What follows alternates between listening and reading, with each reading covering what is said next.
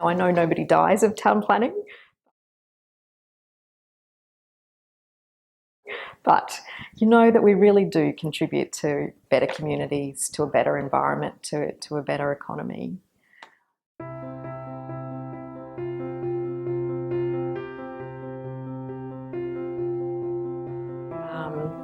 Early in my career, during the first South East Queensland regional planning process in the early 90s, the local governments formed these regional organisations of council, and I was given the opportunity to be the coordinator, the first coordinator for one of the groups. It was a fantastic opportunity because it was a new role, it was completely undefined, so I had all of this space to, use my judgment and initiative to work out what the role should be and how to run it. I had a lot of direct contact with mayors and councillors and the planning directors in the councils, and it just gave me such room to grow. I like figuring things out.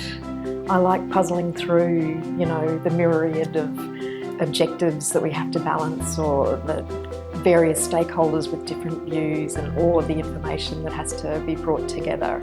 I like working out what the win-win is, making all of that complexity simple and effective. I'm quite an introvert. I'm very introverted actually, and I think the biggest thing for me is finding the courage and the energy to put myself out there, to have those little daily talkings too, to, put myself out there and, really support myself with the energy it might take to do that.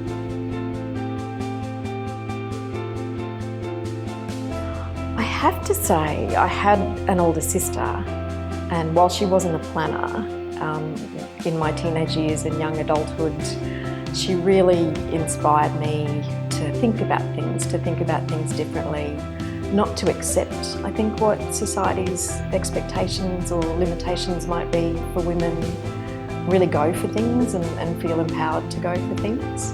So while she wasn't a planner, I think she was a big inspiration in setting me on whatever my path has been.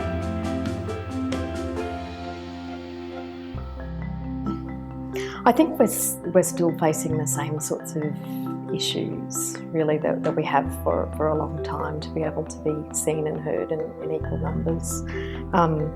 I think certainly dealing with the structural things in organisations that make it hard, but also, the unstated but still very powerful influences that make it easy for men to stay on the career path and make it hard for women to hang in there. My husband and I have tried, we've really tried hard to be balanced and equal, and sometimes in those moments of high family stress you tend to revert to what your parents did, and but I do know, he worked part-time for a period, and his office was able to accommodate that was fine, but it was really more those kind of unstated pressures of, oh, that's unusual, you're doing that that can sometimes feel like judgment, which can make it that much harder to do.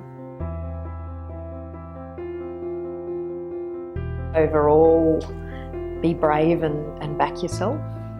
I think with the benefit of hindsight, not holding myself back with limiting beliefs, maybe waiting for somebody to tap me on the shoulder and tell me I'm ready or the job's mine or something, maybe finding the courage to put myself out there sooner perhaps than I ultimately feel like that I did. But yeah, be brave and back yourself.